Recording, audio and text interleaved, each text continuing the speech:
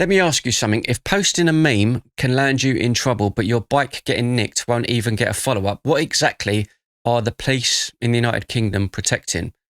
Now, I'm not saying the UK has turned into some dystopian nightmare where you whisper jokes into a pillow at night, but I'm just saying things do feel a little bit upside down because we've got Keir Starmer standing there telling us with a straight face, we protect speech fiercely.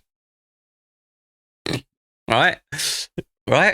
Fiercely. That's a strong word. That's lion's energy. That's gladiator arena stuff. Meanwhile, we've got figures showing over 12,000 arrests in a year linked to online communication. That's over 30 a day. 30 every single day.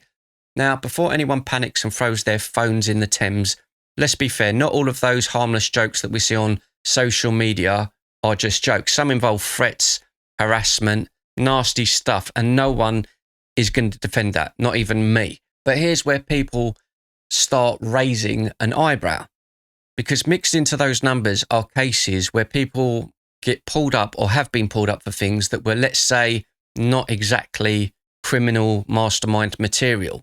Tweets, we've seen it with comments, yes, even memes. So for those of you that don't know what they are, they're just pictures, jokes, taking the piss, having a laugh. We used to be good at that. And then you start thinking, hang on, if police time is limited in the UK, and it is, why are the officers knocking on doors over tweets while actual crimes are stacking up?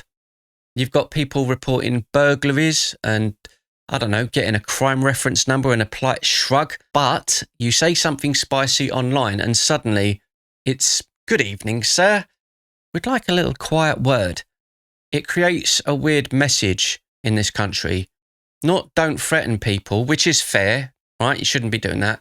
But be careful what you say, which feels a lot more broader and more fuzzier.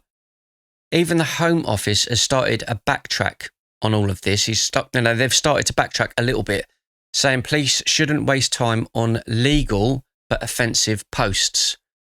I mean, why did we even have to have this conversation at this point? Which it kind of sounds like someone quietly admitting, yeah, we might have overdone it a little bit. Yeah, you did. And that's the real issue here. It's not about defending idiots shouting nonsense online. The internet has plenty of those and they don't need my help. It's about consistency. That's the problem we've got. If you say free speech is protected fiercely, people expect that to mean something in real life, not just in a speech. Not just on paper, but in how laws are applied in this country and how police time is spent.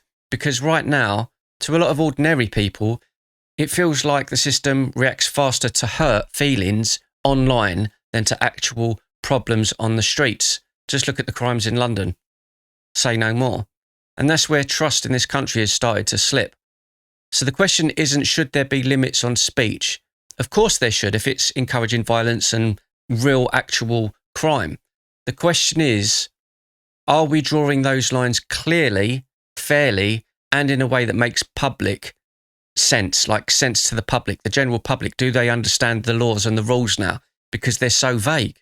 Because if people can't tell the difference between a crime and a bad joke anymore, then something has gone a bit off track. And I feel this country has gone completely off track. And no amount of we protect it fiercely is going to fix that feeling. Let me know what you guys think down in the comments and if you've been affected by any of this madness that we're seeing going on here at the moment. I'll see you guys tonight at 7 p.m.